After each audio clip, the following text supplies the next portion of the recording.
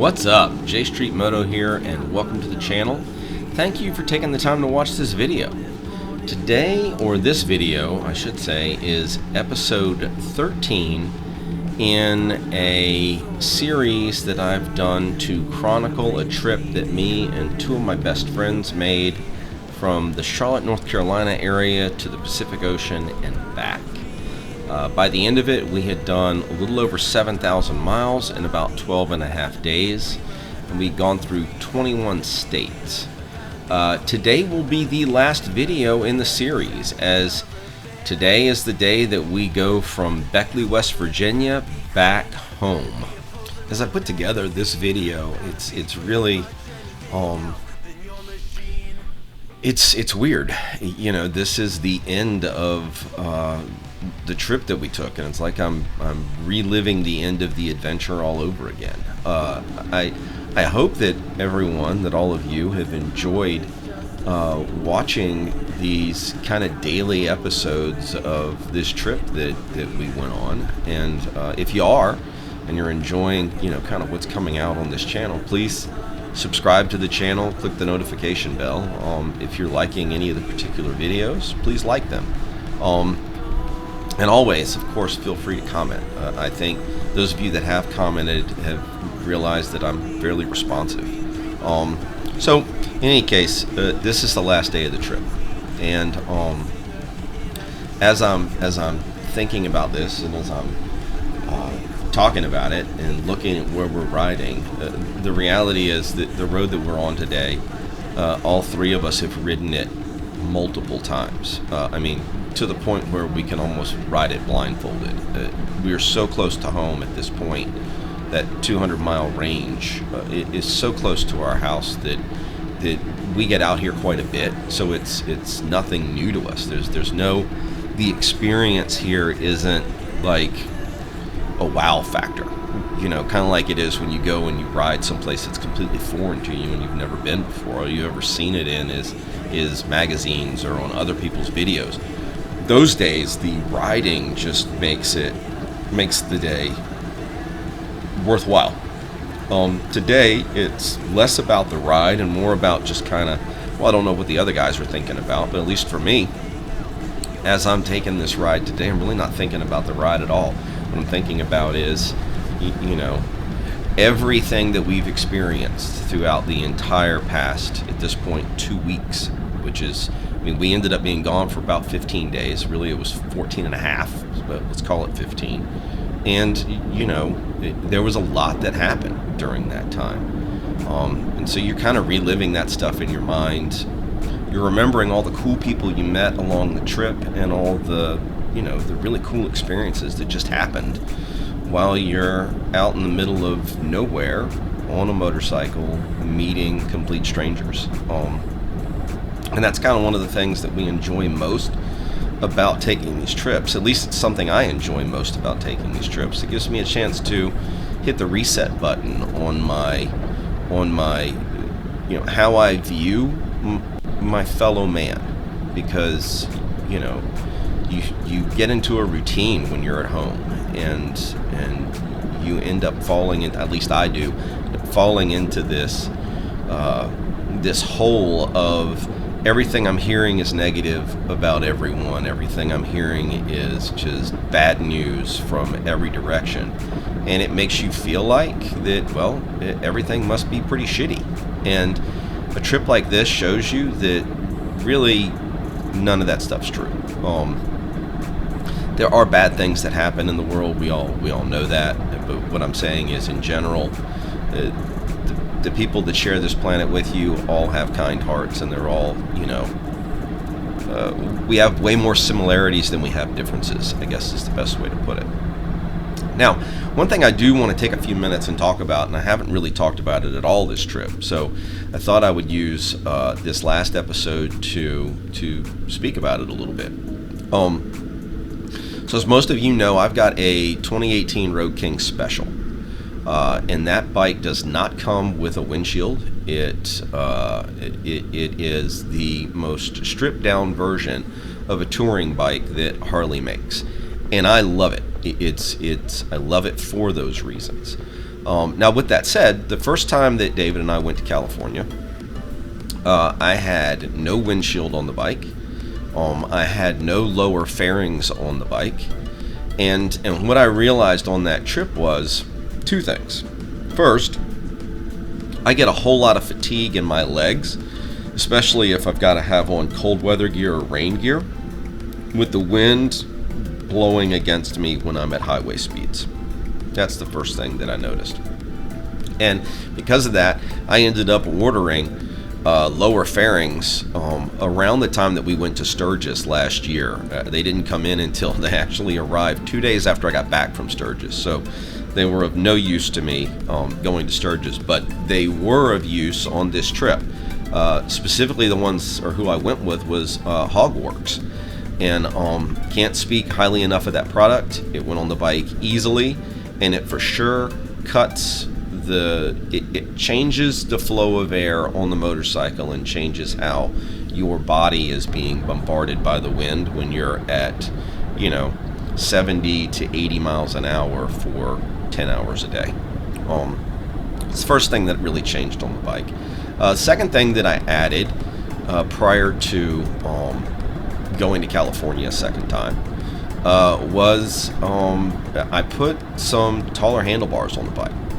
A buddy of mine, I'll give him a shout out, Mark Banks, lives down in South Carolina, and he has the exact same motorcycle I have. He decided he was going to change his bars to something else, and he generously sent me his old KST Renegade Customs.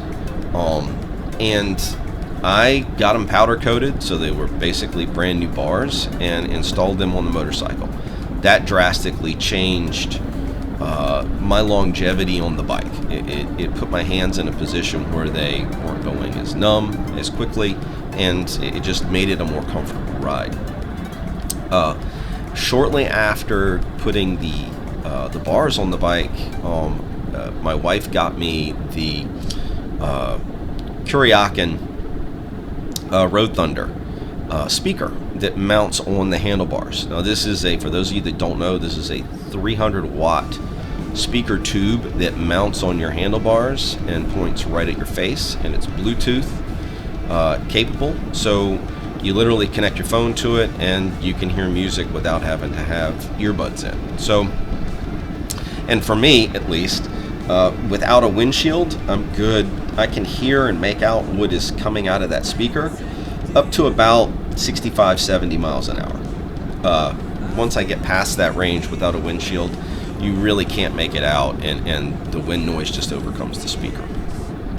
Now, on that note, I finally, and for years with these two guys, and they will freely admit it, I had resisted the whole idea of putting a windshield on Darla. I didn't like the way it made the bike look. I didn't like the aesthetics of it, and it wasn't something that I was really even interested in doing. Well, I finally found a windshield that I thought fit with how I wanted my feel for the bike, I guess is the best way to put it. And the one that I went with was the Memphis Shades Road Warrior fairing. And so this is a fairing that you can attach different size windshields to. I have the tallest windshield I can have on that fairing that is still the darkest tint that they make. So it's not quite as tall as it probably needs to be, but I'm telling you, that was probably the single thing that I added to the bike that was the biggest game changer in terms of how many miles I can do a day on a trip like this. I had zero problem running 650, 700 miles, 700 plus miles at 85, 90 miles an hour. No issue, none. And that was a big difference for me between this trip to California and the first trip to California. First trip to California, David will tell you, I actually had to tell him, dude, I know we kind of have a general rule when we're riding. We try to set our speed somewhere between 9 and 10 miles an hour over whatever the posted speed limit is. That way we're just making better time. And when we hit places where the speed limit was 80, I couldn't do that. But without that windshield, I just couldn't do it because basically the wind was just beating me to death, and it made it very hard to ride. It made it tiring to ride. So yeah, installing that windshield was a freaking game changer for me on this trip. And I knew it was gonna be because I actually put the windshield on, or I got it before we took our Iron Butt ride, before we did that 1,000-mile ride. So I knew in advance that it was really going to make a difference when we took this long trip. But this was the first trip that I had the bike with all that extra stuff on it, and it truly made a difference. So I thought I'd take a second, mention some of the stuff that's on my bike that I've added there. And don't know what kind of motorcycle you have, but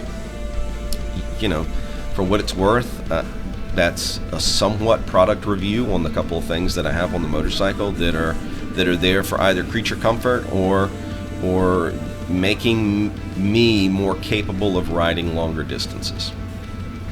Now, we'll talk about gas prices on this trip because that was an interesting thing for all of us. I think everybody knows gas is way more expensive now than it was.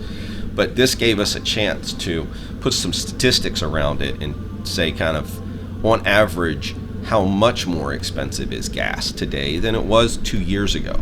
So I think I told you in 2020, we literally took this trip the exact same dates that we were on the trip in 2020. So we left on the same date in June and came back on the same date in June that we took this trip in 2022. In 2020, David and I rode about 600 miles less than what this total trip was. So really, they're pretty comparable in terms of distance. In 2020, the gas cost me, my fuel cost for that entire trip in 2020 was right around $340. My gas cost for this trip was right at $1,000. So over 3 times more expensive, just from a fuel perspective, to ride basically the same distance. So yeah, and that was something that we all kind of recognized. Another thing I'll talk about on the topic of fuel, for those of my buddies on the East Coast that have not ridden west yet, if you like putting premium in your bike, 93 octane, which is kind of what all of us tend to run, as soon as you get across the Mississippi River, you're going to have a very hard time finding 93 octane gas. About the highest you're going to find, if you're lucky, is 91. We tend to bring octane boost with us and buy more of it when we hit different dealerships to visit, and add octane boost to every tank of gas, just because we still want the bikes to perform the way that we're used to them performing when we're able to put the kind of gas we normally would put in the motorcycle. So just food for thought. If you decide to take a trip west, keep that in mind.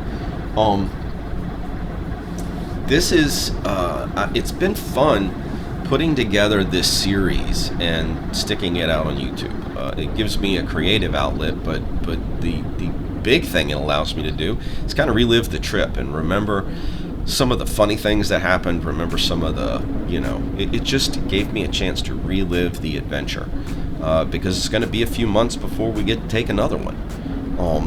Looks like right now the next big trip we will take is to fulfill something we wanted to do in 2021, and that is ride the bikes up to Nova Scotia. Specifically Halifax is where we're looking at getting to and then coming back. That gives us a chance to ride through some of the New England states, because none of us have ridden there. I think the farthest north any of us have ridden is West Virginia. And so that'll give us a chance to get up into Maryland, Jersey, New York, Maine, right? Hopefully Rhode Island. Rhode Island's going to be a hard one to kind of clip, but it'll be dependent upon kind of how we end up going up there, what route we end up taking. That's going to be kind of the next big trip. This was where we stopped. We were very close to home at this point, and I should say, Juan and I live about 5 miles from each other, so we're sort of in the same town. David lives on the other side of Charlotte from where Juan and I live. So we stopped about 20 minutes before we were all going to start peeling off and going our separate directions to head home. We wanted to take a selfie, congratulate each other on surviving the ride, and just say see you later. And instead of trying to do that while we're running down the road. So right now, at this point in the video, what you're seeing is we're all starting to kind of peel off and go our own ways. Juan's the first one that's going to leave because his exit happens before mine. So yeah, so this is the homecoming, right? We're getting back to where we live. We're going to be back in our houses. We get to see the dogs.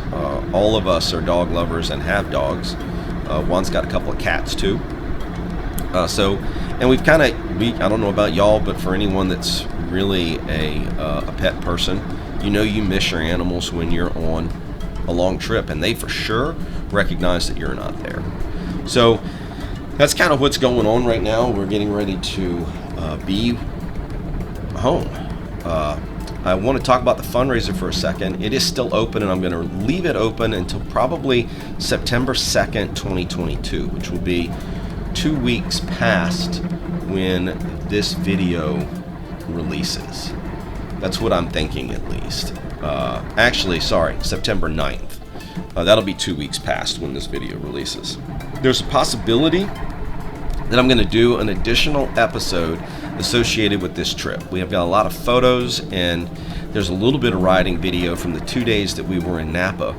And I'm thinking about getting the guys back together, having a couple of drinks, and having some final thoughts on the trip, while a montage of those photos and that video kind of run in the background. So if you enjoyed hearing the three of us just kind of chatting about this trip, there might be another opportunity to do that, and it will happen. It will happen sooner rather than later. I want to thank you all that have taken the time to watch these videos and have kind of gone along on this trip with us and shared some of our adventure. I hope that it encourages you to throw your leg over your bike and take much longer trips.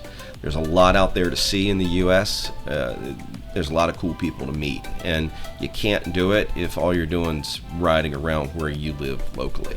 Not that there's anything wrong with that. It's just, for me, getting out there really kind of hits my reset button in a lot of ways. So thank you again for watching. If you enjoyed this, subscribe to the channel, click the notification bell. Always ride safe.